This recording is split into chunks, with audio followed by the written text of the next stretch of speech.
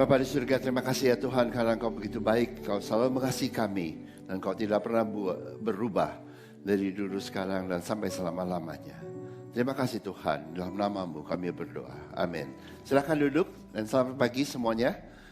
Ya. Jadi saya akan bawakan ini judulnya doa Bapa kami, doa yang melawan kemiskinan. Jadi ini ada 5 ayat ya di doa Bapa kami yang utama. Yaitu Bapa kami, yang pertama Bapa kami di surga, dikuduskanlah nama-Mu. Yang kedua adalah datanglah kerajaan-Mu, jadilah kehendak-Mu di bumi seperti di surga. Ketiga adalah berikanlah kami makanan kami yang secukupnya. Ini yang keempat, ya. Ampunilah kami akan kesalahan kami seperti kami sudah mengampuni orang yang bersalah kepada kami. Lalu yang kelima, lepaskanlah kami dari pencobaan. Janganlah bawa kami dalam pencobaan, tapi lepaskanlah kami dari yang jahat. Ini yang keempat. Jadi saya udah yang 1, 2, 3, dan 5 saya sudah sampaikan. Ini yang nomor 4, yang terakhir. Oke? Jadi ini adalah doa yang melawan kemiskinan. Kenapa disebut begitu? Ya, karena di Matius 6 ayat 12 disebutnya, dan ampunilah kami akan kesalahan kami, seperti kami juga mengampuni orang yang bersalah kepada kami. Tapi sebetulnya aslinya bukan itu katanya, bukan kesalahan. Itu bahasa Inggrisnya itu loh. And forgive us our debts. Ya, as we also have forgiven our debtors. Ya. Jadi aslinya adalah ampunilah kami akan hutang kami. Seperti kami sudah mengampuni orang yang berhutang kepada kami. Ya, jadi urusannya adalah hutang, ya hutang, ya, dan hutang itu uang, ya, jadi seperti itu, ya. Dari mana asal dari hutang tersebut? Karena orang yang berhutang dan terlibat utang itu namanya orang miskin, betul nggak? Ya, jadi sebetulnya dunia ini adalah penuh dengan orang miskin. Nanti kita akan lihat yang namanya orang miskin itu apa. Dunia itu penuh. Di gereja itu penuh orang miskin. Ya, tapi bukan rencana Tuhan seperti itu. Ya. Makanya berbahagialah yang miskin di hadapan Allah, karena merekalah yang punya kerajaan surga. Dunia itu isinya apa? Di gereja itu isinya apa? Orang miskin. Saya kasih tahu.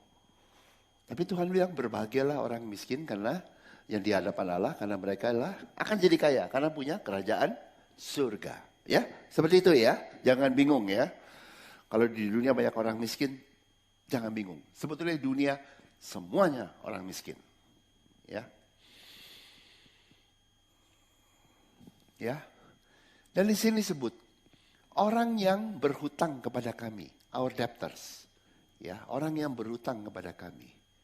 Jadi ini ya, yang kita berdoa, ampunilah kesalahan kami seperti kami sudah mengampuni orang yang bersalah kepada kami. Itu bukan dengan Tuhan ya.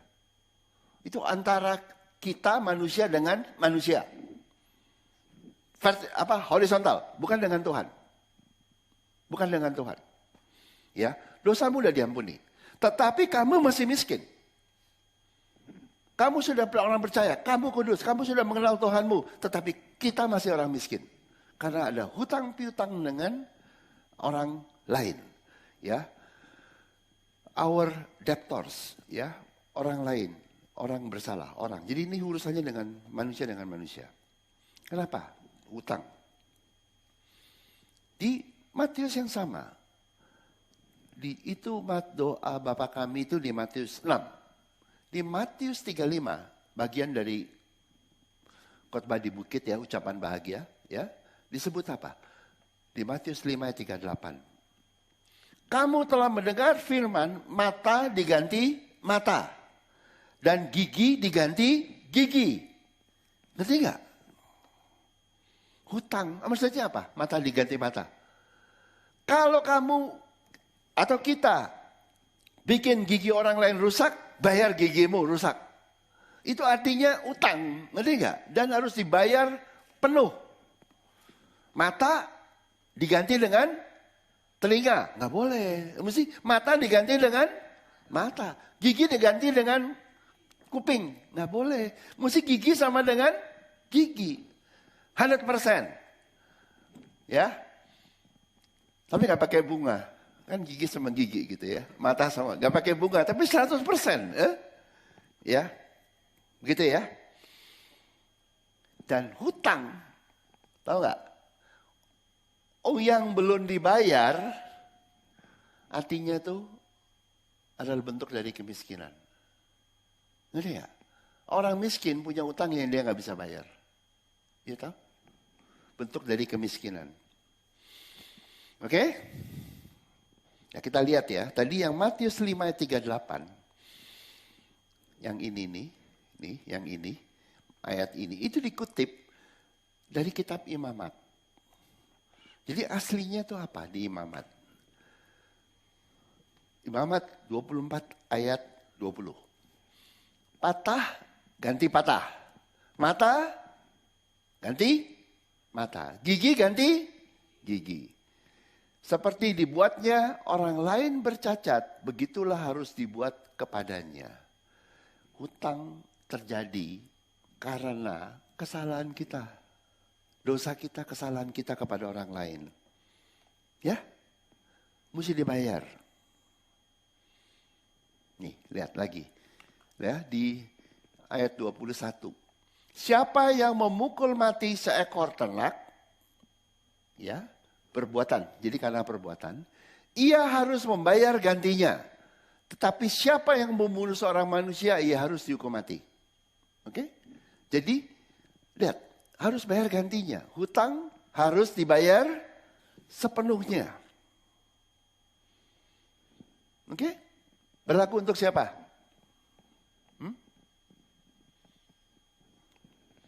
Satu hukum berlaku bagi kamu. Dia itu dua.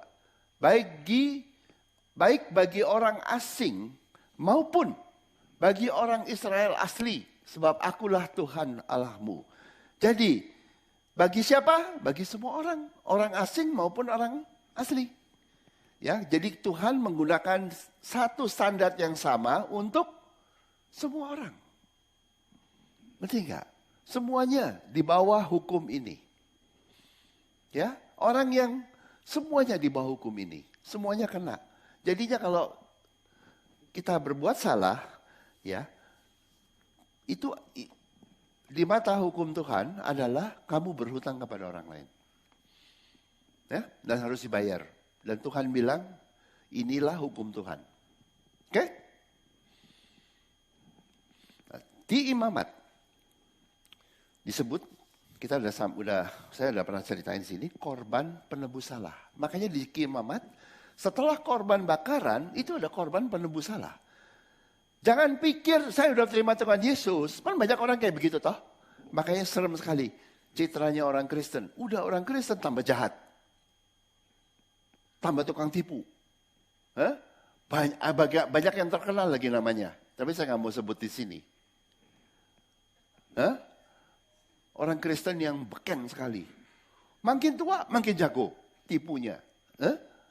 Kayak begitu. Dia yang dipikir udah percaya, udah selamat. Terus jadi bisa mau semaunya. Dan itu yang mungkin dia jadiin agama lo. Karena gak dicetain. Lu orang Kristen, lu orang salah. Mampus juga lo. Mesti gak diajarin begitu. Dia pikir saya udah selamat. Ya betul sih. Tapi bikin jahat ke orang lain. Gak sadar lagi. Oke, hutang. Nah ini, lihat. Imamat 5 ayat 1. Korban penebus salah, kita lihat ya. Apabila seorang berbuat dosa, yakni jika ia mendengar seorang mengutuki dan ia dapat naik saksi karena ia melihat atau mengetahui tetapi tidak mau memberi keterangan, maka ia harus menanggung kesalahannya sendiri.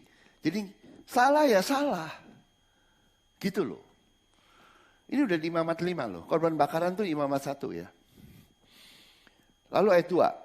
Atau apabila seorang kena pada suatu yang najis, baik bangkai binatang liar yang najis, atau bangkai hewan yang najis, atau bangkai binatang yang mengeriap yang najis, tanpa menyadari itu, maka ia menjadi najis dan bersalah.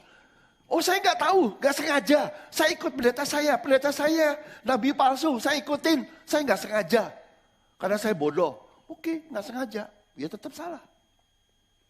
Ngerti nggak? Nggak sengaja. Oh saya kan cuma ikut aja. Iya, kesalahanmu lebih ringan, tapi salah. Itu. Iya toh? Disebut. Ya. Tanpa menyadari. Oh saya menjadi teologi ya, guru saya yang ngajarin aneh-aneh. Ya tetap kena kamu. Nggak bisa lewat loh. Sadar atau tidak sadar, semua orang bersalah dan berhutang kepada orang lain. Karena itu kau layak miskin. Dihukum Tuhan. Oh nggak sengaja, saya main-main teologi ya. Ya nggak sengaja, karena itu kau harus menjadi miskin. Tuh, nggak sengaja. Ya nggak apa-apa. Begitu. Itu dunia. Makanya ada korban penebus salah di imamat. Diulangin lagi dia 5 ayat 3. Atau apabila ia kena kepada kenajisan, berasal dari manusia, kena toh ajaran agamawi, kena yang segala macam.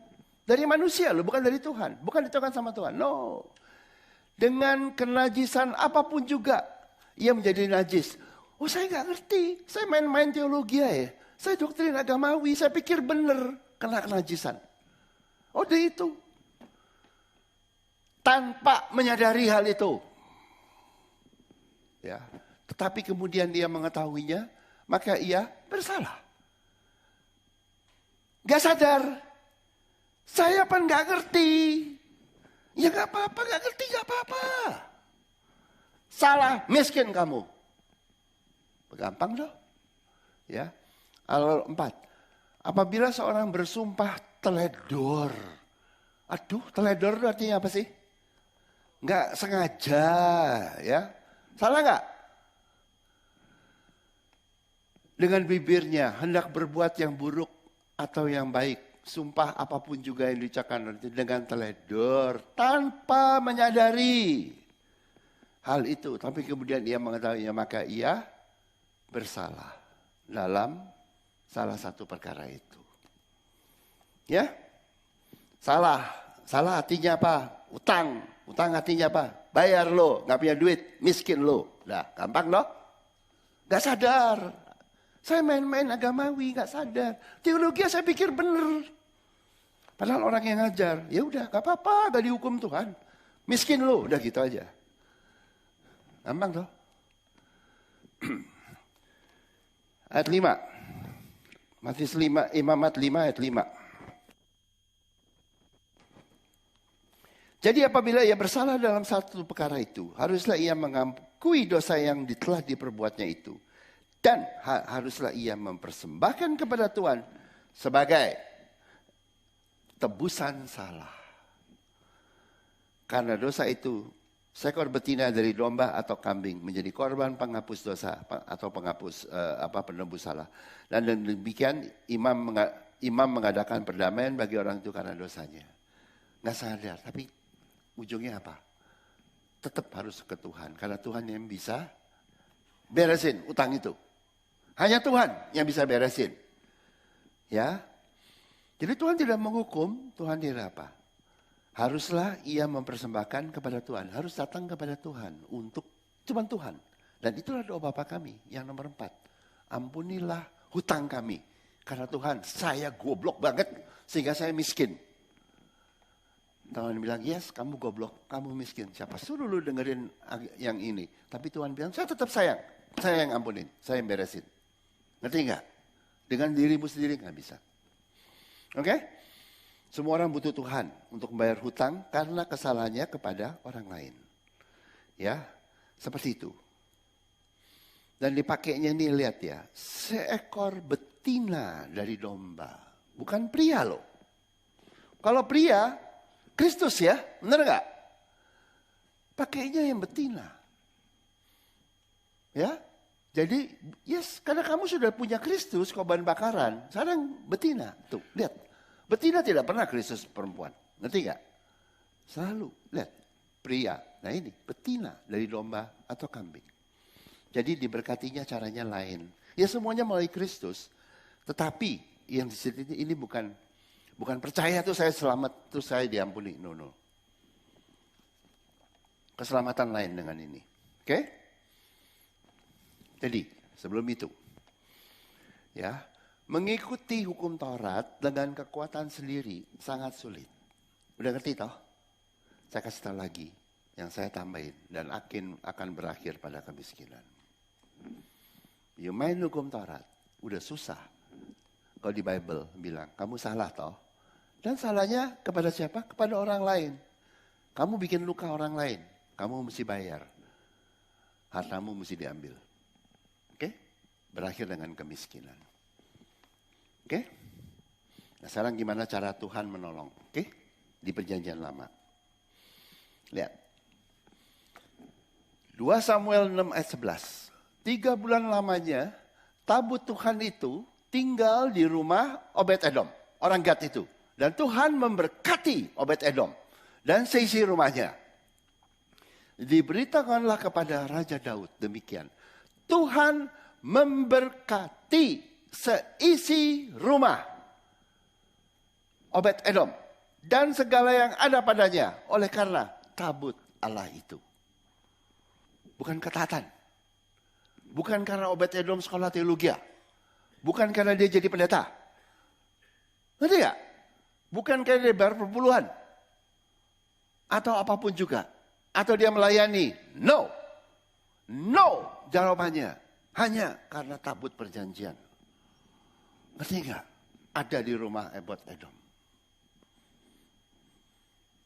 Lalu Daud pergi mengangkat dari rumah tabut ke kota Daud dengan sukacita.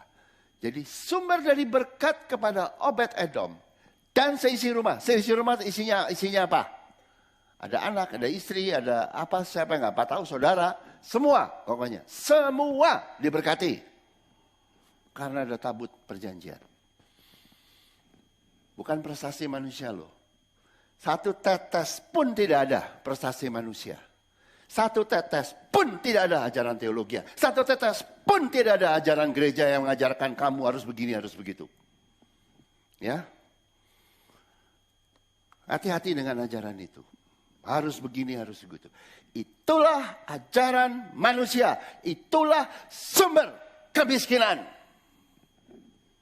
Kalau kamu mau pengen bikin orang lain miskin, kamu keliling khotbah kayak begituan. Kamu sedang mengutuk jemaatmu. Karena mengajarkan hukum Taurat, mengajarkan hukum dengan kekuatan manusia yang pasti akan gagal. Pendetanya itu, orang itu sedang mengajarkan kemiskinan bagi dunia. Saya bilang, dan kau berhutang kepada semua jemaatmu. Karena kau bikin mereka jadi miskin. Meskipun kau teledor, meskipun kau tidak sadar, kau berhutang kepada mereka. Dan Tuhan akan menghitungkan. Karena itu pengajar agamawi dan nabi palsu akan bayar sampai neraka. Tahu nggak? Itu maksudnya. Tuhan akan habisin semuanya. Dibakar semua habis. Seperti itu. Tapi ini lihat, berkat Tuhan. Ya, lalu ayat 17. Dibawa oleh Daud. Tabut Tuhan dibawa masuk, lalu diletakkan di tempatnya di dalam kemah yang dibentangkan Daud. Untuk itu, kemudian Daud mempersembahkan korban bakaran dan korban keselamatan di hadapan Tuhan. Setelah Daud selesai mempersembahkan korban bakaran dan korban keselamatan, diberkatilah bangsa itu demi nama Tuhan semesta alam. Lalu dibagikannya kepada seluruh bangsa itu, kepada seluruh khalayak ramai Israel, baik laki-laki maupun perempuan, kepada masing-masing seketul roti bundar, sekerat daging, dan sepotong kue kismis. Sesudah itu pergilah seluruh bangsa itu masing-masing ke rumahnya. Jadi melalui Daud, tabut perjanjian datang ke Yerusalem. Dan menjadi berkat bagi seluruh orang di Yerusalem. Satu kota semua diberkati. Cuman satu orang yang bawa, Daud. Satu orang. Punya hati Tuhan. Dia bawa tabut perjanjian. Memberkati. Ya. Nih, lihat. Jadi apa? Karena Daud membawa tabut perjanjian. Daud menjadi sumber berkat. Bagi semua yang di sekeliling Daud. Satu kota. Gila gak? Satu kota diberkati semua. Bukan dekat-dekat aja loh. Agak jauh. Diberkati semua. Dibagiin benar-benar. Daud tidak lagi berhutang kepada orang lain. Ngerti gak? Bahkan sekarang Daud telah menjadi sumber berkat bagi orang lain. Itu loh caranya Tuhan. Ampuni kami akan hutang kami. Supaya kita nggak bikin kesalahan. Dan karena itu hutangnya banyak ke orang lain. Tapi kita menjadi sumber berkat bagi orang lain tanpa sadar. Otomatis. Itu caranya Tuhan. Tuh pakai doa Bapa kami. Hanya karena hati Tuhan. Dan kita lihat apa isi dari tabut perjanjian. Kan sini udah tahu toh. Mercy seat. Di situ. Mercy seat. Tutup perdamaian. Tahtanya Tuhan. Hati Tuhan. Mercy seat. Mercy hati Tuhan. Jadi pada waktu Daud membawa itu. Ya. Hati Tuhan. Yang seperti itu. Ya. Kepada Yerusalem. Doa Bapa kami itu dijawab langsung.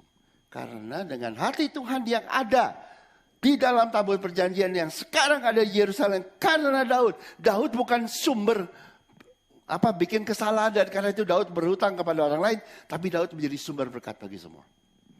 Ngerti gak? Cuman saya pakai begitu. Cuman pakai begitu.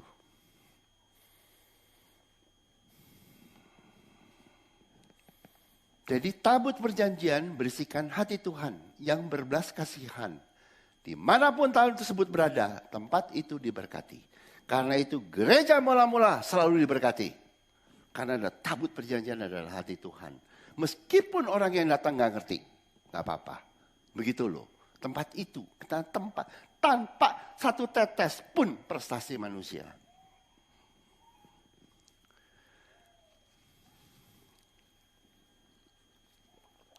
Dan siapa yang mau menerima hati Tuhan yang berbelas kasihan tersebut akan diberkati. Ya, hanya menerima. Ya, dimanapun orang itu berada. Dan dia dan orang sekelilingnya akan diberkati. Anaknya, suaminya, istrinya, temannya, semua, tetangganya, semua diberkati. Ya, di mana ada hati Tuhan seperti itu. Hanya cuma menerima. Nerima itu artinya apa? Nerima itu artinya tidak menolak. Menolak itu apa? Pada waktu kita mentuhankan teologi agamawi, kau sedang menolak. Pada waktu kita mentuhankan orang-orang tertentu, itu nabi palsu, kau sedang menolak. Pada waktu mentuhankan prestasi dirimu, kau sedang menolak. Tahu enggak? Tapi kalau waktu diam aja, ya itu nerima. Bukan percaya loh. Menerima lain loh. Di depannya percaya. Setelah nerima, enak. Baru percaya. Tuh, begitu. Jangan dibalik loh. Kalau di agamawi, percaya, percaya, percaya. Itu namanya menolak Tuhan, menolak Tuhan, menolak Tuhan. Kenapa? Pakai kekuatan diri sendiri. Makanya agamawi, gereja mana diberkatin. Pompa terus. Pompa tuh artinya pakai tenaganya. Siapa yang dituhankan? Pendetanya. Siapa yang dituhankan? Ajarannya. Siapa yang dituhankan? Dirinya sendiri. Dan iblis. Karena yang mengajarin iblis. Itu pompa tuh. Kalau nerima ya cuma nerima. Jangan nolak. Setelah kamu nerima. Nanti kamu percaya. Setelah ngalamin. Gampang tuh. Gak dibebanin. Oke? Jadi bagaimana cara Tuhan membayar hutang kita kepada orang lain? Sedang di perjanjian baru. Oke? Lihat. Kisah Rasul 3:1. Pada suatu hari menjelang waktu sembahyang, yaitu pukul 3 petang, naiklah Petrus dan Yohanes ke bait Allah. Ya, ke tempat Tuhan berada. Di situ ada seorang laki-laki yang lumpuh sejak lahirnya, sehingga ia harus diusung. Tiap-tiap hari orang itu diletakkan dekat pintu gerbang bait Allah. Gak di dalam, di luar. Dekat, tapi di luar. Yang bernama gerbang indah. Indah loh. Di luar, indah. Ingat ya. Mas di luar aja begitu. Ya. Untuk meminta sedekah kepada orang yang masuk ke dalam bait Allah. Oke? Jadi di depan suatu yang indah. Tapi di depan, bukan di dalam. Jadi pengemis tersebut berada di tempat yang rendah. Karena dia lumpuh. Dia di bawah. Dia gak bisa berdiri. Orang bisa tahu ya. Kalau orang lumpuh, tingginya berapa? Ya, ukurnya cuma dia punya tebal badannya aja toh. Kalau orang berdiri kan baru bisa diukur. Siapa yang lebih tinggi? Orang yang berdiri. Di tempat yang tinggi. Orang yang lumpuh di bawah. Dan dia berada di luar bait Allah, di luar kerajaan surga. Oke? Dan karena di luar miskin. Itu. Miskin toh. Minta sedekah, miskin. Oke? Dan Petrus dan Yohanes berada di tempat yang tinggi, karena dia tinggi. Ngerti gak? Dan sedang masuk ke dalam bait Allah untuk diapa? Diberkati. Tahu gak bedanya? Bisa lihat gak? Siapa yang kaya, siapa yang miskin? Siapa yang rendah, siapa yang tinggi? Siapa yang di kerajaan surga, siapa yang di dekat kerajaan surga? Tahu gak? Di mana tahu? Di gereja, tuh dekat kerajaan surga, tapi nggak masuk-masuk, tahu nggak? Di gereja, banyak gereja. Di dekat kerajaan surga, di dekat pintu yang indah, tapi nggak masuk-masuk. Miskin. Ketika orang itu melihat bahwa Petrus dan Yohanes sedang masuk ke Allah, ia meminta sedekah. Ya, dia minta berkat. Ya, dia minta berkat. Lihat ya, orang ini bergantung pada apa? Orang ini. Dirinya sendiri untuk minta berkat. Ahli minta. Oke? Dia bergantung pada apa? Ajaran gereja, ajaran agamawi. Orang harus memberi kepada yang miskin. Benar gak? Harus apa? Memberi kepada orang kaya atau lebih baik. Itu kan ajaran agamawi. Ya. Bukan Tuhan loh, orangnya yang memberi. Orang kaya harus memberi kepada, kalau di barat tuh namanya noblesse oblige, obligation of the noble, the noble, atau kasihlah orang kaya bagi-bagi gitu ya. Ya, seperti itu. Ya. Dan kalau lihatin, dia diusung. Berarti ada orang-orang yang bawain dia yang ngajarinnya kayak begitu, itu nabi palsu semua. Tuh, 3 tadi, diri sendiri, agamawi, nabi palsu. Ujungnya minta berkat dari Petrus dan Yohanes. Oke? Terus gimana? Di kisah Rasul 3:4. Mereka menatap dia dan Petrus berkata, lihatlah kepada kami. KMI, ya, us, plural. Ya. Look at us. Ya. Jadi pada waktu itu sebetulnya Petrus itu lebih dewasa dibanding Yohanes. Petrus selalu di depan. Makanya Petrus dan Yohanes, ya. Yohanes lebih muda memang, ya. Tapi meskipun demikian, Petrus itu meminta pengemis untuk melihat kepada Petrus dan Yohanes. Kami, bukan saya. Kami. Ini menunjukkan bahwa berkat Tuhan ke Yohanes sama besarnya dengan Petrus, meskipun Yohanes belum matang. You ngerti nggak? You murid Tuhan, you sudah diberkati. You berasanya saya masih kurang. Itu menurutmu, buat Tuhan, no. Udah sempurna berkatnya. Ngerti gak? Jangan ketipu ya. Kadang-kadang, wah ini lebih tahu dia lebih diberkati. No. Ya. Sama.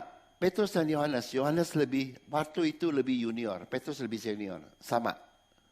Oke? Diberkati.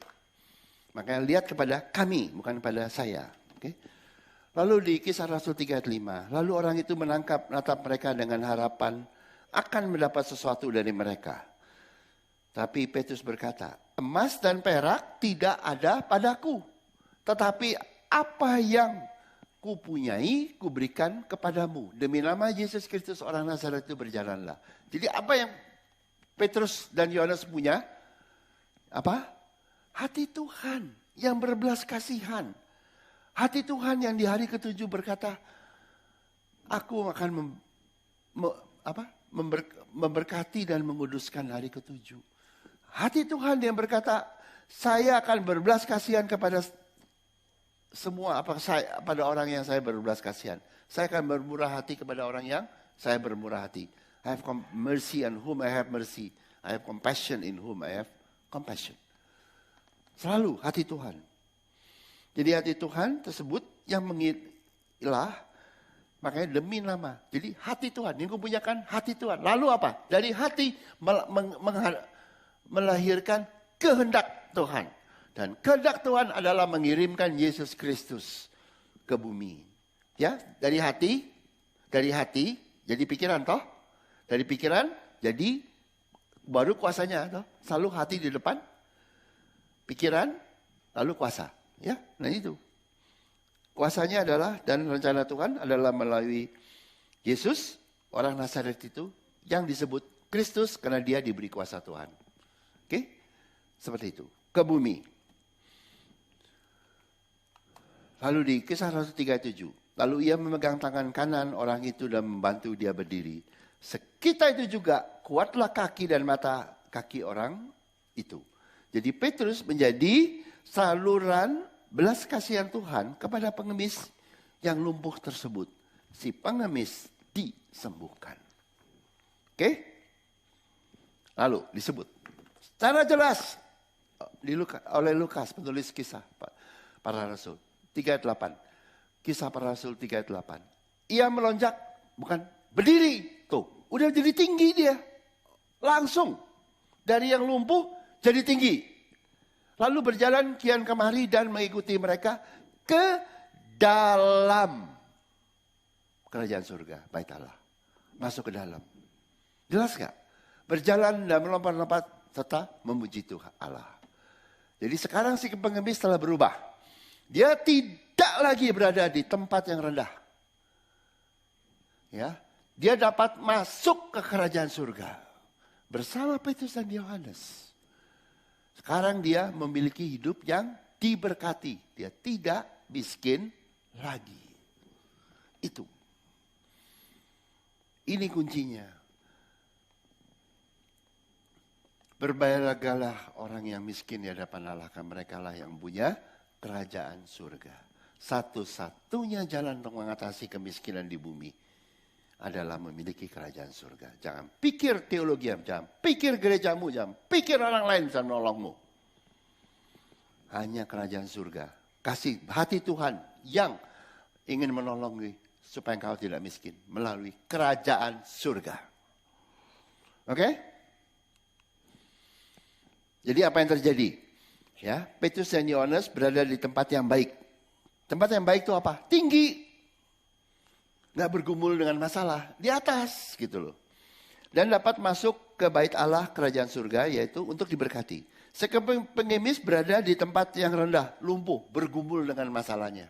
Oke, bergumul. Kalau di gereja agamawi selalu, kamu bergumul. Aduh, nggak ada dia Bible bergumul. Bahwa adanya burung merpati, bawa kau ke tempat tinggi, burung raja lili, bawa tempat yang tinggi di atas pergumulanmu. Kamu bergumul di Sodom Gomora. Apaan sih? Kamu di Bukit Karmel, lihat Sodom Gomora kebakaran. Ya, selalu Tuhan begitu, dibawa ke atas. Ya, berada di tempat yang rendah, lumpuh, miskin. Karena itu rendah, miskin, ya jadi satu. Statusnya rendah, gak dilihat orang, miskin. Ya udah satu paket itu, gitu loh. Tapi kalau yang di kerajaan surga, statusmu tinggi, kamu jadi Di kerjaan pun kamu jadi tinggi. Di duit pun kamu jadi kaya. Aduh, udah semuanya menang lah gitu loh. Itu itu kerajaan surga. Oke. Nah, Tuhan mengirimkan, makanya Tuhan di mana? Tuhan bukan di tempat yang maha rendah ya, tahu nggak? Di tempat yang maha tinggi. Dan kita dibawa ke dia gitu. Sampai akhirnya muka dengan muka loh. Begitu tingginya. Ya, Tuhan mengirimkan si pengemis untuk bertemu dengan hati Tuhan di Petrus dan Yohanes. Dan pada waktu, nanti ya, pada waktu kau sudah di sini, di kerajaan surga, ya, Tuhan akan kirimin orang kepada kamu, tanpa kamu sadar. Untuk orang itu yang miskin jadi kaya. Tahu nggak? Sesuai firman Tuhan, Yohanes 12 ayat 32. Dan apabila aku ditinggikan dari bumi, aku akan menarik semua orang datang kepadaku. Kalau kau meninggikan Tuhan, saya meninggikan Tuhan, Tuhan akan kirim orang kepadamu. Supaya orang itu yang tadinya rendah jadi tinggi. Hebat nggak Tuhan? Tanpa program yang diajarin di teologi, program ini. Saya kasih tahu, ini programnya Kristus, bukan programnya Nabi palsu atau agamawi. Yohanes 12 ayat 32. Ini programnya Kristus. Ini program misinya Kristus. Bukan misi dari sinode. Dan apabila aku ditinggikan dari bumi, aku akan menarik semua orang datang kepadaku. Ngerti? Ini bukan sinode. Tuhan yang bikin program. Ya. Jadi kemudian Petrus memberikan belas kasihan yang sama yang dia punya.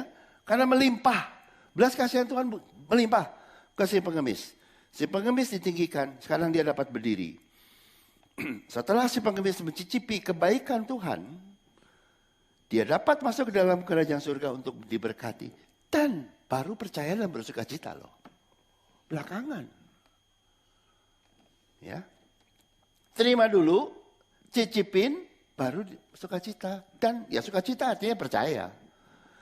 Kalau di gereja agamawi, di teologi diajarinya percaya dulu baru terima.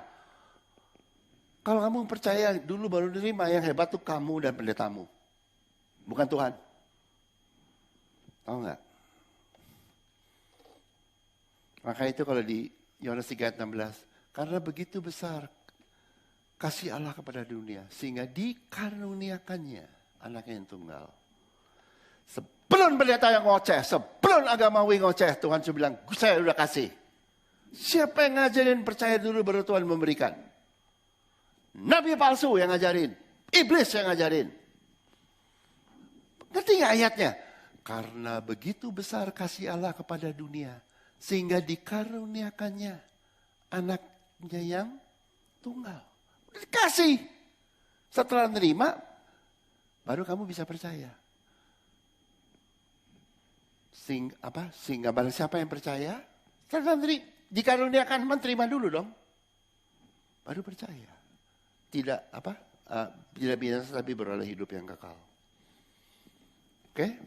Soalnya kalau udah terima nggak percaya keluar lagi gitu loh maksudnya. Ngerti nggak? Kan bisa nolak. Dia keluar dari kerajaan surga. Gitu loh. Tapi kalau terima dan akhirnya udah, enak, stay. Udah berarti. Tuh, begitu. Itu ayatnya. Jadi Petrus dan Yohanes tidak menjadi sumber penderitaan bagi orang lain dan berhutang kepada orang lain. Petrus dan Yohanes menjadi berkat bagi orang lain. Gampang nggak? Ini pasti terjadi di hidup kita. Bagaimanakah cara Tuhan untuk kita dapat sekarang mengampuni mereka yang berhutang kepada kita? Kan tadi ada dua toh. Ampunilah kami akan hutang kami. Seperti kami sudah mengampuni orang yang berhutang kepada kami. Oke? Kita lihat diterusin di ayat ini. Di Kisah Rasul 3:11. Karena orang itu tetap mengikuti orang Petrus dan Yohanes, maka seluruh orang banyak yang sangat keheranan itu datang memenuhi mereka di serambi yang disebut serambi Salomo. Petrus melihat orang banyak itu lalu berkata, "Hai orang Israel, mengapa kamu heran mengenai kejadian ini? Dan mengapa kamu menatap kami seolah-olah kami membuat orang ini berjalan karena kuasa atau kesalehan kami. Lu pikir gue tukang KKR ya? Tuh, Petrus ngomongnya begitu. Yang kayak dulu di Jakarta gitu banyak ya. Yang ngeklaim dia diberkati, lu pikir gue kayak begitu tuh maksudnya Petrus, tau gak? Hah? Tahu gak? Kamu pikir ini kesembuhnya gara-gara saya KKR ya? Saya hebat, kesalehan saya, kuasa saya. Petrus bilang, enggak. Nah, tuh. Oke? Jadi orang banyak menjadi heran melihat mujizat terjadi. Oke? Tapi Petrus bilang, bukan saya, bukan saya. Saya bukan orang-orang yang kayak KKR gituan yang klaim-klaim dia yang hebat. Ngerti gak? Belum kejadian loh, udah Petrus sudah tahu loh. Apa yang terjadi di Indonesia nantinya. Banyak orang klaim. Bible tajamnya udah gak karuan. Udah tahu dia. Banyak orang yang begitu. Kamu pikir karena kuasa dan kesalehan saya ya?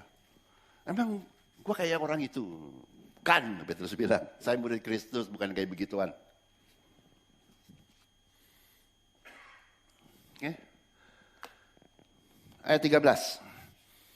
Allah Abraham, Ishak dan Yakub, Allah nenek moyang kita telah memuliakan hambanya. Tuh, Yesus yang ditinggikan ya. Yaitu Yesus yang kamu serahkan dan tolak di depan Pilatus. Walaupun Pilatus berpendapat bahwa ia harus dilepaskan. Tapi kamu telah menolak yang kudus dan benar. Serta menghendaki seorang pembunuh sebagai hadiahmu. Jadi Petrus menyadarkan, bangsa Israel telah menyalibkan Yesus. Karena itu bangsa Israel berhutang. Dan nyawa kepada nyawa loh. Pernah tahu ya di Imamat ya. Hutang gede loh Israel kepada Yesus pribadi. Hutang. Tapi lalu lihat. Demikianlah ia pemimpin ya kepada hidup telah kamu bunuh. Tapi Allah telah membangkitkan dia dari antara orang mati. Ini kamu yang bunuh ya, sehingga dia mati, Yesus. Tapi Tuhan membangkitkan. Tentang hal itu kami adalah saksi. Jadi kebaikan Tuhan kepada Yesus lebih besar dari kesalahan dan hutang bangsa Israel kepada Yesus. Karena Yesus hidup, gara-gara orang Yahudi mati toh. Terus Tuhan bangkitin. Gede mana? Kesalahannya atau kebaikan Tuhan? Kalau gedean kesalahannya masih mati loh. Kalau gedean kebaikan Tuhan bangkit loh. Itu maksudnya. Ngerti gak?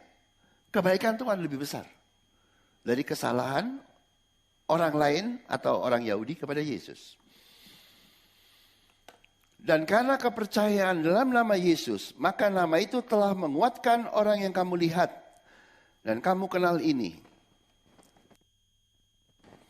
Dan kepercayaan itulah memberi kesembuhan kepada orang ini di depan kamu semua. Ya. Karena kebaikan, jadi orang itu siapa sih yang miskin tadi? Hah? Siapa? Dia orang Yahudi juga. Di mana dia? Yerusalem. Di mana dia? Pembunuh Yesus. Termasuk. Tahu nggak? Karena itu agamawi, karena itu miskin, karena itu orang lumpuh. Tahu nggak? Utang kepada Yesus. Nyawa, bukan hanya miskin. Sebetulnya.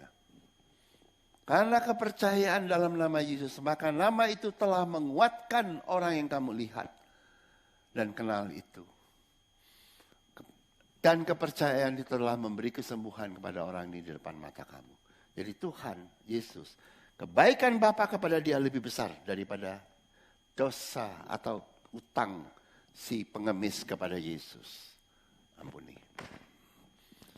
Jadi waktu Yesus berkata, jadi kamu ngerti gak di Kisah Rasul?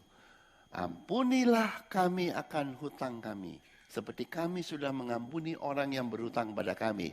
Ini Yesus praktekkan. Ampuni orang yang berhutang kepada kami. Bapa di surga, ampuni orang Yahudi yang sekarang tadi membunuh saya. Sekarang mereka jadi miskin. Ampuni mereka. Itu. You tahu gak?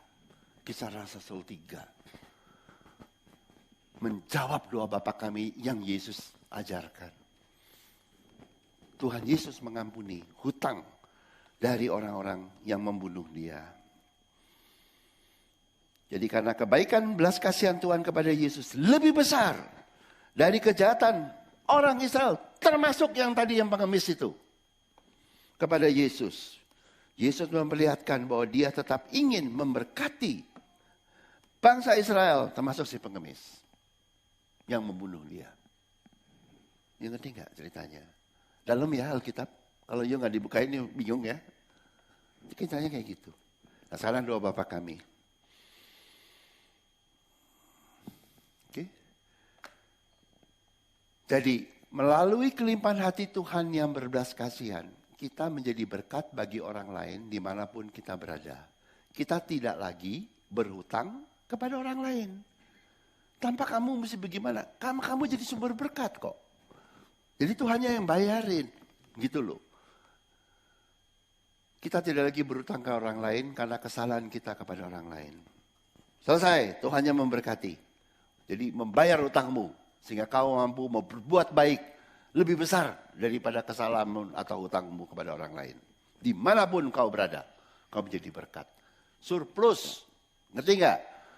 Kalaupun kamu bikin kesalahan, Tuhan bilang, aku menjadi sumber berkat. Dan sumber berkat Tuhan melalui kau lebih besar dari kesalahanmu kepada orang lain, siapapun juga. Itu. Lalu, ya, mengampuni orang yang berutang kepada kami. Jadi, melalui kelimpahan hati Tuhan yang berbelas kasihan di dalam kita, dalam kamu, dalam saya, berkat Tuhan kepada kita lebih besar dari kesalahan orang lain kepada kita. Sehingga kita dapat mengampuni orang lain yang berhutang kepada kita. Ngerti nggak? Ngerti nggak? Karena berkat Tuhan begitu besar, sehingga orang lain yang bikin kita rugi, ruginya bilang, alah urusan kecil, lupa.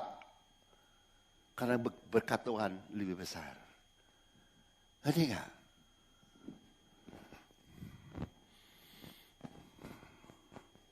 Ini definisi orang miskin. Tahu nggak apa? Punya utang ke orang lain. Kemudian nggak bisa ngampunin orang lain yang berhutang. Itu definisi orang miskin. Ngerti nggak? Definisi kaya menurut Tuhan itu apa? Nggak punya utang. Nomor satu. Yang kedua, gampang ngampunin orang lain yang berhutang. Kalau saya, kita, itu masuk Tuhan. Kalau nggak punya utang dan gampang mengampuni orang lain yang berhutang, kau kaya. Kalau lu masih susah ngampunin, termasuk orang paling kaya di dunia, lu belum kaya. Tuh, doa Bapa kami. Ngerti nggak? Ayo. Masih hitung-hitungan enggak? Orang kaya masih hitung-hitungan enggak? Kalau di bumi yang kaya pun masih hitung-hitungan. Tuhan bilang belum kaya. Ngerti enggak? Kalau kau gampang. Pertama, enggak punya utang. Yang kedua, gampang mengampuni orang yang bersalah atau berhutang kepadamu. Kau kaya. Hebat enggak Bible? Definisinya kaya menurut Tuhan tuh yaitu. Kalau masih hitung-hitungan, ngitung diri sendiri, ngitung orang lain, lu masih orang miskin. Tahu pakai lu, tahu ya bahasa Indonesia, Jakarta, lu, kamu masih orang miskin. Kalau kamu masih hitung-hitungan, ya nggak apa-apa. Nggak apa-apa, nggak dihukum. Tapi jangan bilang kamu kaya. Jangan bilang kamu begitu-begitu. Belum, kamu mesti miskin. Kalau udah gak punya utang dan bisa mengampuni orang lain yang berutang, udah gak hitung-hitungan karena kaya, ya itu namanya kaya. Di kerajaan surga, standar Tuhan. Itu berkat nomor 4 di doa Bapa kami. Oke? Jadi, ini ya, kita repeat ya, sekarang doa Bapa kami. Sebelum ini. Bapa kami yang di surga, dikudus namamu. Jadi yang pertama, seperti saya ini cuma ngulangin yang lalu, mengenal bahwa nama Tuhan adalah Maha Kudus. Kenapa Maha Kudus? Ya, hanya yang Maha Kudus bisa membuat orang lain jadi kudus. Bukan prestasimu. Yang kudus nggak bisa bikin orang lain kudus. Yang Maha Kudus bisa bikin orang lain kudus. Kita kudus. Kita nggak punya kemampuan untuk meniadakan dosa orang lain. Tuhan bisa menguduskan. Oke? Maha Kudus. Kemudian nomor 2, datanglah kerajaanmu, jadilah kehendakmu di bumi seperti di surga. Setelah itu mengenal, sama juga, bahwa Tuhan telah memberikan kerajaan surga. Udah di tangan nih, udah datang. Bahkan jangan pikir kayak orang agamawi ya. Pompa-pompa untuk terima ya. Lu kira tukang pompa ya? Terima ya terima, jangan tolak, udah. Gitu loh. Ya, kita hanya menerima. Oke? Lalu, berikanlah kami pada hari ini makanan kami yang hari ini atau secukupnya. Oke, itu mengecap. Oke, makan, dikasih makan apa? Ya makan. Itu namanya mengecap. Dan ampunilah kami akan kesalahan kami seperti kami juga mengampuni orang bersalah. Lihatlah setelah kamu alami. Berkat Tuhan bikin kamu kaya. Sehingga kamu bisa melimpah orang lain dan kamu benar-benar bisa seperti itu. Pada waktu itu, kamu melihat Tuhan baik. Yang ketiga, yang terakhir. Matius 6 ayat 13. Dan janganlah membawa kami ke dalam pencobaan, tapi lepaskanlah kami daripada yang jahat. Tuhan di depanmu ya. Jadi berlindunglah padanya. Dia di depan. Hadapin semua orang. Siapapun yang mau menjalimu harus menghadapi Tuhan. Dan Tuhan bilang, siapapun yang mau berhadapan dengan Tuhan harus mati. Tuhan melindungi di depan. Berlindunglah padanya. Menghadapi pencobaan iblis, agamawi, nabi palsu, yang jahat, semua. Berlindung padanya. Biar dia yang di depan kita menghadapi agamawi, menghadapi iblis, menghadapi nabi palsu. Dan pada waktunya Tuhan akan habisin semua itu dan kirim ke neraka. Makanya di Wahyu dihabisin semua. Setelah murid Tuhan datang banyak, Tuhan di depannya, agamawi, teologi, nabi palsu, semuanya berhadapan. Yang dihadapi bukan murid Tuhan. Yang dihadapi Tuhan sendiri. Dan Tuhan bilang, kau agamawi, kau nabi palsu, kau iblis, satu paket neraka. Tidak ada yang hidup menghadapi Tuhan. Termasuk S3 teologi. Tahu enggak? Pada waktunya di akhir zaman Tuhan kirim. Itu. Makanya murid datang dulu baru dikirim ke neraka orang-orang itu. Perlu step. Ya, dan itu yang tadi kecaplah, lihatlah dan berlindunglah. Itulah yang di Mazmur 34 ayat 8. Kecaplah dan lihatlah betapa baiknya Tuhan itu. Berbahagialah orang yang berlindung padanya. Yang ngerti gak? Di Mazmur, itu doa Bapa kami. Udah disebut. Oke? Nah sekarang ya, jadi saya lihatin sebelum closing. Ini yang satu-satu. Di Matius 5 toh tadi. Pada doa Bapa kami Matius 6. Satu-satu, Matius 5. Ayat 39, aku berkata janganlah kamu melawan orang yang berbuat jahat kepadamu. Melainkan siapapun yang nampar pipi kananmu, belikannya juga pipi kirimu. Ditampar kasih pipi. Ngerti enggak? Ditampar kasih pipi. Artinya apa? Orang yang jahat kamu tetap memberikan kasih. Bagaimana caranya? Bagaimana caranya memberi kasih yang jahat padamu? Bagaimana caranya? Hah? Yesus waktu mau dicium oleh Yudas, ya toh? Yesus panggil apa? Teman, friends, do what you come here for. Dia tetap memberkati Yudas. Panggilnya friends. Ya tahu nggak? Pada waktu kau berjalan di kerajaan surga, pada waktu kau mempunyai hati Tuhan, kau otomatis menjadi berkat bagi orang lain, termasuk musuhmu. Otomatis, tanpa hatimu perlu dipompa, kau sudah menjadi berkat. Ngerti gak? Kalau orang itu mau. Kalau orang itu mau berantem, yang hadapin Tuhan. Kalau orang itu mau nunduk, kau yang menjadi berkat bagi dia. Otomatis. Itu maksudnya kasih pipi. Otomatis. Ngerti enggak?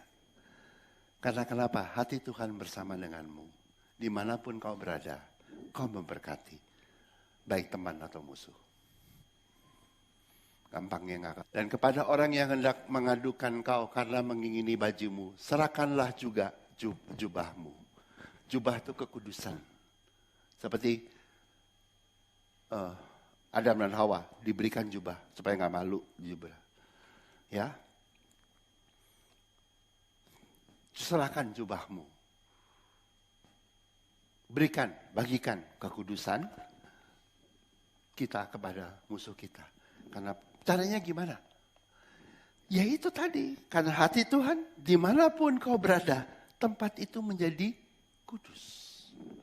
Tempat itu menjadi tempat yang diberkati. Itu cara kamu untuk membagikan jubahmu. Kau membawa kekudusan Tuhan kemanapun kau berada. Kemanapun, dimanapun kau berada. Tanpa usaha. Kau mau menggenapi yang berat-berat kayak begini. Ya, lalu. Dan siapa pun yang memaksa engkau berjalan sejauh 1 mil. Berjalanlah bersama dia sejauh 2 mil. Ini Yesus di Road of Emmaus kepada dua murid di Emmaus. Jalan panjang, Yesus ladenin. Ya. Karena Yesus menjelaskan seluruh yang di perjanjian lama. Dan makan, dan akhirnya diberkati. Kapan orang dari Emmaus itu bisa mengerti? Pada waktu makan. Kalau you baca.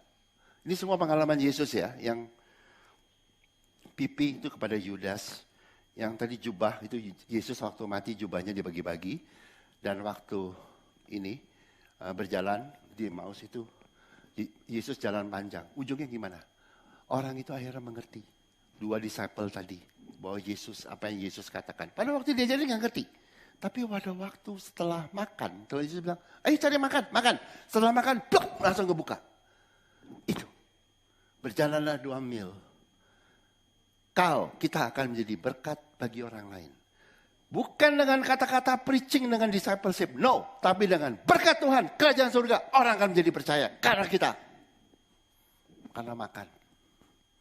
Ngerti gak? Seperti Yesus membuat 2 disciple di Emmaus menjadi percaya. Kan setelah makan. Berkat kerajaan surga. Murid yang benar. Murid yang asli. Membuat orang lain percaya. Karena membagikan kerajaan surga. Itu bedanya. Agamawi membagikan teologi. Murid Tuhan membagikan berkat kerajaan surga. Bedanya di sini. Oke? Dan menjadi murid. Saya nggak ada waktu, saya cepat aja karena itu seperti itu ya ceritanya. Lalu yang terakhir, atau 1, 2 lagi terakhir. Berikanlah kepada orang yang minta kepadamu dan janganlah menolak kepada orang yang minjam daripadamu. Berikan. Kerajaan surga itu datang terus berkatnya. Kau bisa memberkati orang lain. Oke? Memberkati orang lain secara terus menerus. Kau pasti menjadi berkat bagi orang lain. Orang itu mau terima dan kemudian percaya. Setelah menikmati percaya apa tidak, itu bukan urusan kita. Tapi kita akan menjadi saluran berkat kerajaan surga. Bagi dimanapun kau berada. Ya, kemudian karena itu haruslah kamu, ini saya lompat, haruslah kamu sempurna sama seperti Bapamu yang di surga sempurna. Hidup kita itu jadi sempurna itu kayak adalah ini. Dimanapun kau berada, kau memberkati orang lain. Dimanapun kau berada, kau memberikan orang lain. Dimanapun kau berada, kau membagikan berkat kerajaan surga. Jadi berikan hidup yang sempurna dari Tuhan kepada orang lain. Dan ini kenapa saya sebut ini semua? Karena ini Matius 5 ya. Ini yang terakhir di Matius 5. Lalu Matius 6 mengenai doa Bapa kami. Karena ujungnya ini kemari. Karena itu haruslah kamu sempurna. Sama seperti Bapamu di surga adalah sempurna. Tuhan Yesus memberikan doa Bapa kami. Supaya hidup kita menjadi sempurna. Menurut standar Tuhan. Doa Bapa kami diberikan supaya hidupmu sempurna. Sesuai standar Bapa. Bukan sempurna menurutmu. Sesuai standar Bapa yang jauh lebih tinggi. Itulah tujuan dari doa Bapa kami. Supaya sempurna. Dimanapun juga kau menjadi seperti Tuhan. Yang menjadi saluran berkat. Yang memberkati kerajaan surga. Yang memuridkan. Yang mengampuni. Yang mengasihi baik yang musuh dan teman. Seperti Tuhan. Itulah hidup yang sempurna. Seperti Tuhan sendiri hidup seperti itu. Doa Bapa kami diberikan untuk itu. Dan kita sekarang udah miliki. Sesimpel itu. Nanti saya terusin ya. 3 sumber kemiskinan dan doa Bapa kami. Saya akan repeat dari perjanjian lama. Kenapa orang menjadi miskin semua. Oke? Dan habis itu ini selesai doa Bapa kami. Saya Oktober, minggu pertama. Kita tidak topik lah ya. Saya akan bukain Roma. Kita baca dari Roma. Hukum dosa, hukum maut, hukum Taurat, dan kasih atau hukum Kristus. Ya. Cepat aja. Dari Matius 2, 3, 4, 5, 6, 7, 8. Ya. Jadi kita ngerti yang ditulis di Taurat. Yang ditulis itu semua kenal itu. Oke? Sekian. Mari kita tutup dalam doa. Bapa di surga, ya Tuhan, Kau sendiri yang memberkati kami. Dan kehendak-Mu adalah untuk kami tidak menjadi orang-orang yang miskin karena kesalahan kami. Orang-orang yang berhutang, orang-orang yang miskin karena kami tidak bisa menggenapi hukum Taurat. Tapi Engkau akan telah memberikan kepada kami sesuatu yang luar biasa. Kekayaan-Mu dan kasih-Mu dan berkat-Mu yang begitu hebat. Semuanya melalui kebaikan hati-Mu yang berbelas kasihan kepada kami. Terima kasih Yesus, dalam nama-Mu kami berdoa. Amin. Bless the Lord, oh my soul,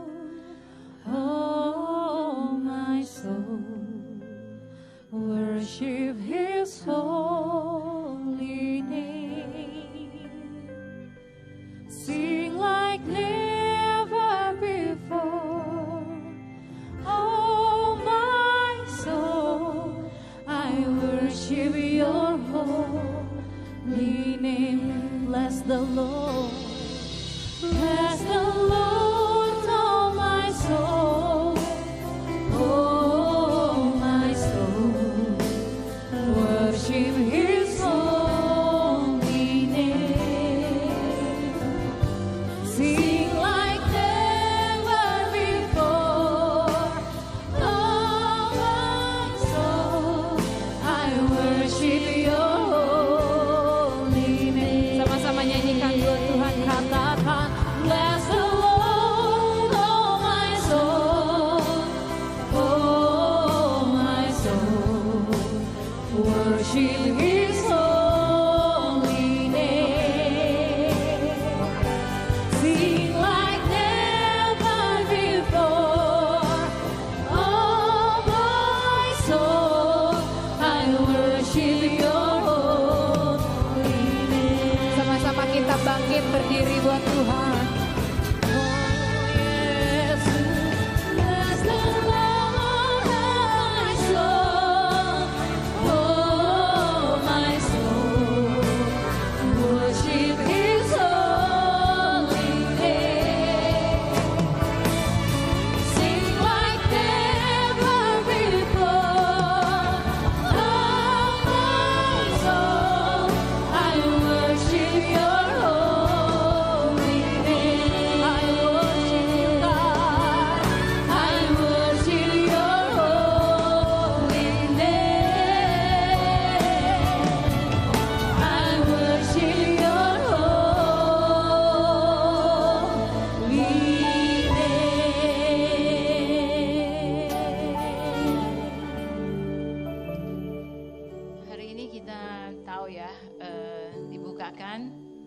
Definisi orang kaya dan orang miskin di kerajaan Tuhan. Orang kaya bukannya kaya secara materi, secara finance, tapi orang kaya adalah orang yang bisa mengampuni kesalahan orang lain. Karena kita telah diampuni. Ya, orang yang paling kaya adalah orang yang you don't harbor grudges in your heart. You gak punya memegang kesalahan orang lain di dalam hati kita. Tapi kita bisa mengampuni dan kita bisa lepaskan. Nah, itu paling susah ya bagi kita semua. Tapi hari inilah kita tahu bahwa Tuhan telah mengampuni dan kasih Tuhan itu akan membantu kita untuk melepaskannya. Announcement today. Lelo. Oke. Tidak terasa kita udah 12 tahun. Oktober ini kita ada merayakan ulang tahunnya HOG ke-12. Tanggal 12 Oktober minggu kedua Oktober coming month. Okay, so this is we invite everybody semua datang untuk merayakan kasih Tuhan di tempat sini. Kita udah umur 12 ya, udah mau selesai SD ya, udah mau naik kelas SMP ya, kita udah dewasa, nggak lagi anak kecil yang gampang diombang-ambingkan macam-macam ajaran dari dunia ini. Mari kita berdoa.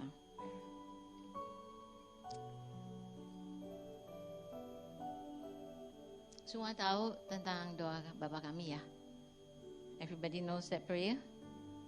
Okay, we're gonna pray that prayer. Kita akan doa Bapa kami bareng ya, bahasa Inggris, bahasa Indonesia, bahasa Jawa, apa aja. Ya, kita akan doa. Sekarang kita mengerti. Doa Bapa kami yang diberikan kepada kita adalah untuk kita nikmati hidup dan sempurna. Okay, let's pray. Our Father who art in heaven, hallowed be thy name.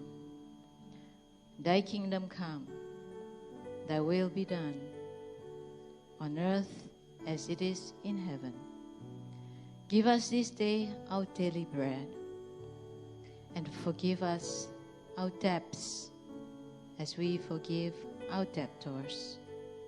And lead us not into temptation, but deliver us from evil. For thine is the kingdom, and the power, and the glory, forever and ever and ever. Amen. Happy Sunday everybody. Selamat berhari Minggu dan Tuhan Yesus memberkati.